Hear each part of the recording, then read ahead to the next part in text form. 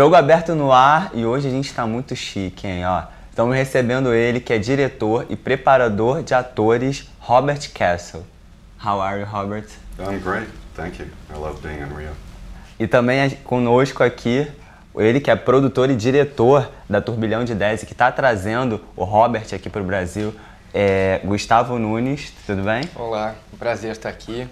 E para comandar essa entrevista tem eu, Guilherme Alves, Ananda Menali e meu amigo Vitor Cardozo, que a gente vai bater um papo legal aqui com o Robert. Robert, para começar, eu queria saber que a sua técnica ela é baseada na memória sensorial, né? E aí a gente queria saber o que é essa memória sensorial na hora de preparar um ator.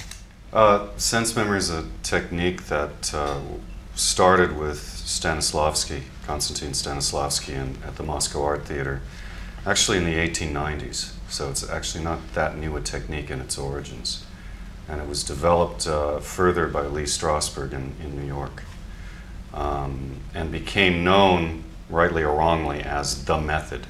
Mm-hmm. And many famous actors of film and stage, trained by Lee Strasberg and other teachers of the method, popularized this around the world. There's a lot of misconceptions about how it's used.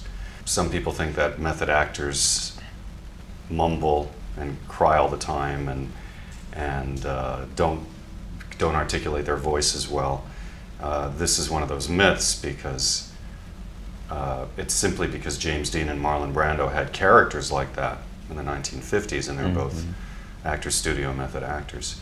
To get back to your question about sense memory, how do we use it? Well, if you look at those actors, the kind of actors like we're talking about, James Dean, Marlon Brando, Al Pacino, Paul Newman, Geraldine Page, these sorts of actors, they seem to have a quality where they're really experiencing the role, moment to moment to moment to moment, like it's really happening to them.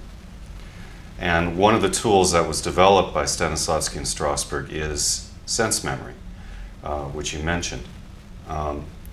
Sense memory is a technique where we recall what it felt like in our senses, through our senses, to feel something physically and emotionally.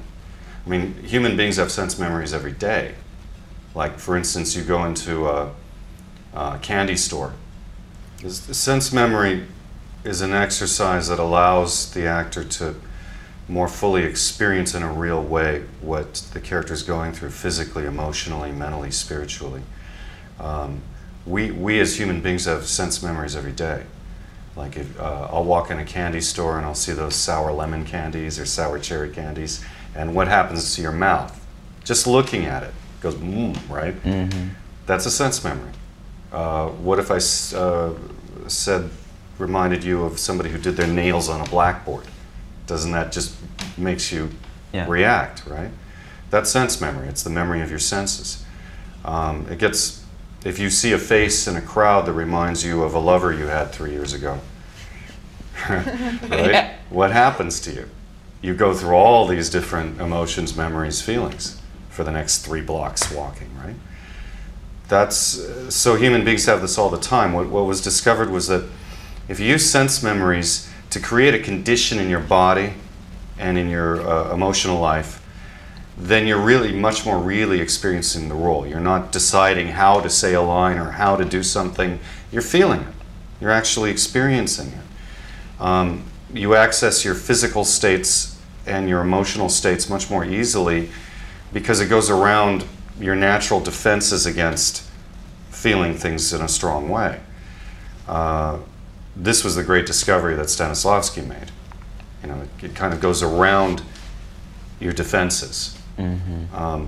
Most actors that are naive about this, they think, well, if I want to cry, I'll think of something sad. If I want to laugh, I'll think of something funny. And if you're especially talented or sensitive, that might work once, maybe twice. After that, it's not going to work. Because what's inside you is to say, I don't want to cry. There's a whole long technique about actually putting that in the work and using it in the work. But in the end, the actor uses it like a painter uses a palette of colors. It's how you blend those colors that really makes it interesting, right? Including the background colors. It's not all about big emotions. Some of it's just about a physical state of being. just a little bit, or a little bit of an emotional thing here and there. It gets very subtle, and that's where most of the interesting acting is.